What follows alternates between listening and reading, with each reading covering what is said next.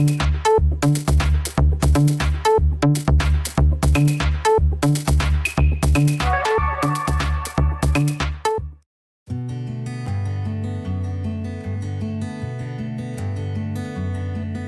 students, welcome to my channel Atharva Nava.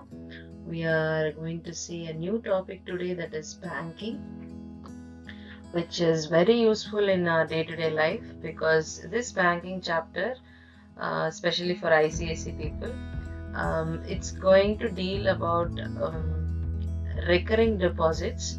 So we have two kinds of deposits, savings we can do in a bank, that is recurring deposit and a fixed deposit.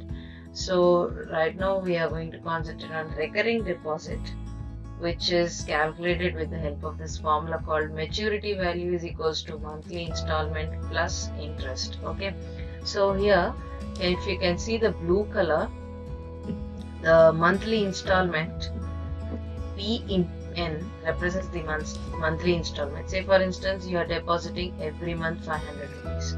So basically 500 will be your P value, and the N value is nothing but, so 500 will be your P value, and N is nothing but number of months you are saving it for. For instance, imagine you are depositing every month 500 and you want to do so for 2 years. Okay, but year wise we are not going to calculate. We have to convert that 2 years into months. Okay, which means 2 years are nothing but 24 months. So N value becomes 24 here, and then that's how we calculate the monthly installment. Okay, and then the interest part, if you can see the green part, that is nothing but the interest which you are gaining.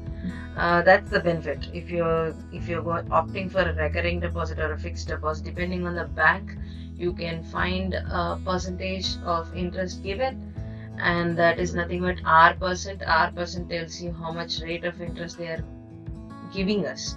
In the sense, suppose you're saving 500 rupees every month. Bank is interested to give, say for instance, 2% or 3% of the interest on 500 rupees. Okay, but as I said earlier also, you have to calculate based on the N value, that is number of months. Okay, just for a recollection, I will just write down what is what. P stands for the principal. Every month whatever you are paying, that is nothing but principal value. N stands for the number of months, which means years are converted into months. Okay, years are also converted into months. And R stands for the rate of interest. Okay, so these are the things which you have to know. Otherwise, this formula, simple formula, MV is equals to P into N plus P into N plus 1 by 24 into R by 100 is the interest part. See, you have to be very careful. There are 4 models of questions asked in this chapter. Number 1, they'll ask you direct the maturity value. You have to use the formula, get the answer out of it. The second thing is you have to find the P value. Okay. Or the third thing is you will find the interest. When they ask for you for the interest value, you are supposed to calculate only this part. You have to use only this part, that's the green part, to solve for the interest, only the interest. Okay, so and what else they can ask? They can ask for the rate of interest. That's the third model.